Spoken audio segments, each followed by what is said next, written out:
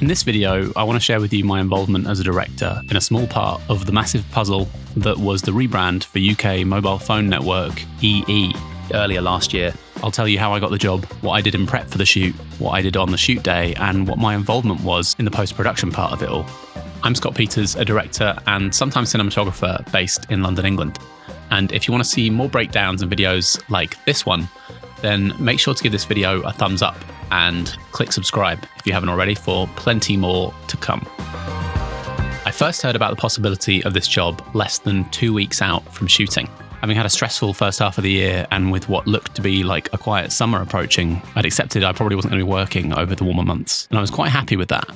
But then right at the start of July, I got a call from a producer that I've worked with before, from a production company I've worked with loads before, asking if I had any social style videos. I asked what that meant. TikTok type stuff with transitions and things. I pulled together a bunch of links that either included people breaking the fourth wall or interesting transitions of sorts and sent it over. A few days later, I was asked for a phone call about the job. Told some basic outline info. We'd be shooting second unit to the main TVC unit that was capturing motion control in a green screen studio for the whole week. We'd have to coordinate as many of the talent as possible to shoot as many attention-grabbing moments as possible with a crew that would consist of a director, a DOP, first AC, second AC, playback, second AD, spark, props assistant, wardrobe assistant, and a helping hand from the main unit gaffer, and some additional sparks first thing on the day. I was told at this point the fee was $2,000 per day. That might be 1 day, possibly 2, maybe even 3, but that was unknown yet, which I now think I should have negotiated higher at this point, knowing it was only down to me and one other director, and that they were pushed to get it all sorted last minute, and knowing the usage of the footage was going to be in stores nationwide. But I didn't. So sue me. Or get me an agent that negotiates an uplift in my fee and then takes it away when they take their percentage anyway. I don't know. A few days later, whilst I was on the second day of a 4-day holiday I'd only booked the week prior, I was asked to do a Zoom call with the creative team. I of course did, because that's what you do when you're freelance and time is of the essence. I still hadn't been greenlit for the job at this point, so felt that I needed to demonstrate my keenness and eagerness, of which I was, by the way, both keen and eager. It sounded like a cool brief, and on some level I thought there might be something that was reel-worthy here, a very niche level. Before it actually came to the call with the creatives, I was told that based on my existing work versus the other director that was up for the job, I'd been signed off and could be confirmed for 1 shoot day that may change to 2 depending budget sign-off. So now officially in pre-production, on the call they took me through the deck of examples of the sorts of things they wanted to do. I've been told I didn't need to provide any sort of treatment on account of the budget and the short time available before the shoot. All I really needed to do was provide my preferred DOP and work out what would be achievable in the time ahead of the shoot day, along with the creatives. I left this initial call feeling slightly uneasy, not actually having done any of the exact transitions and things they wanted to do before. So although it wasn't asked of me, I marked out a day in my schedule between getting back from holiday and the shoot to roughly mock up a bunch of the clips I felt unsure about, so I could actually know what needed to be done ahead of the shoot. These were all done on a non-lit green screen, as I didn't want to waste any more time than I needed to, but these are a couple of my favourites. They might look a bit rough around the edges, but it helped me to understand the sort of performances we might need from the talent, where multiple shots might need to be stitched together to make an idea work, and understand that a lot of these ideas I'd been shown as reference only really worked so well because they were shot in a real-world environment with foreground, midground, and background elements surrounding them. And we were going to be shooting all of this on green screen with minimal space and minimal props. So I needed to communicate this to the creatives who would hopefully in turn communicate this to the post people to make sure to include additional digital elements in these scenes that would help to sell the effect. Before the shoot, we had a second follow-up call with production and the creatives, where I shared my learnings and findings in the mockups. Following this and confirmation of what talent we were going to have access to, we collectively worked on a schedule. I also had a call with the DOP ahead of the shoot. They weren't my first or second choice DOP, but with a lot of people unavailable for this last minute job, I asked some director friends for recommendations for cinematographers that had plenty of green screen experience. It's not massively complicated, but it can be tricky to make people look not entirely flat and create a good key in a smallish space. The smallish space also involved negotiation with the photography crew that were pre-lighting for the stills day in the same studio space. We had another call with them to negotiate physical space in the studio, as well as to request a small specific window for when they would be testing flash. And I know photographers feel exactly the same, really dislike this increasing practice of piggybacking one part of a shoot on top of, around, or in the middle of someone else's part of the shoot. And in this case, around an entirely different medium. I've been on a bunch of shoots over the last year where, for either budgetary reasons or talent access times, this ends up happening. And ultimately, it means that the end result is worse for everyone except for the talent that gets to spend even less time on set.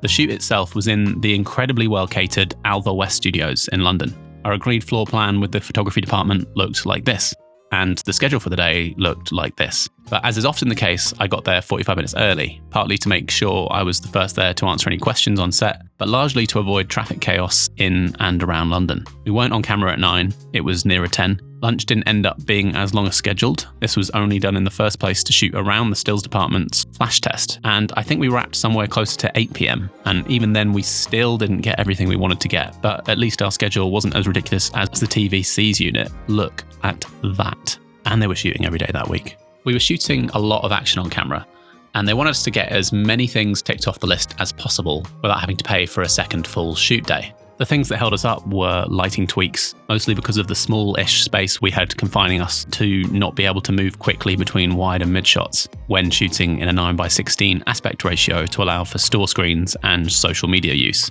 Part of the reason for the restriction was budget. It was cheaper to hire in drapes that ended up holding us up with creases from time to time in the full body shots, rather than paint the cove. We also had some interaction with the screen, which required a not ideally lit perspex screen and a blackout box for the talent to interact with and press up against. It was much easier on the close-ups of some of these interactions because we just used an optical flat in the matte box of the camera. No blackout or reflection worries on those shots. Also, and I say this in my most honestly brutal but hopefully non-disrespectful way to some of the cast, because some of them really were great, but some of them, it was pretty clear that they'd been picked based on what they looked like rather than their acting ability.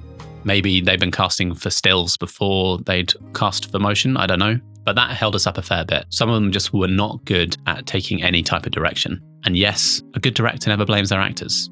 Yeah, I get it, but also no, there should have been a better job done when casting, because some of them just couldn't. This was another major hold-up. Overall though, at least from what was said to my face, at the end of the day, the client and agency were super happy, and we had a banging breakfast, lunch, and afternoon homemade pizza slices too.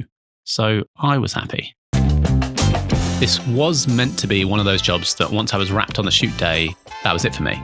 But less than a week after the shoot had ended, the creatives decided that no editor opening this for the first time was going to know and understand the project better than I would. And presumably having seen that I had the After Effects knowledge in my mockups, that it was probably easiest if I was paid for a few days of laptop time to do some rough builds of the edits.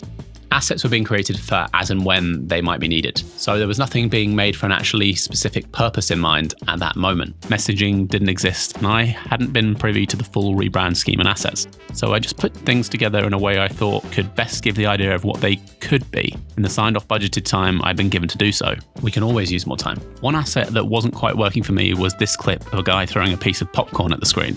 He was never going to nail it, and the kernel of popcorn was never going to fill the screen, acting as our transition point. This was something that we kind of made up on the day, so I hadn't thought of this up front, but being in the position of having my hands on the project at this stage of the edit, I took it upon myself to set up a little turntable on my desk with a piece of popcorn from the cupboard in the kitchen, some white tack, a toothpick, my iPad screen acting as a green screen, and 2 mini Aperture MC lights to capture the asset of a spinning kernel of popcorn.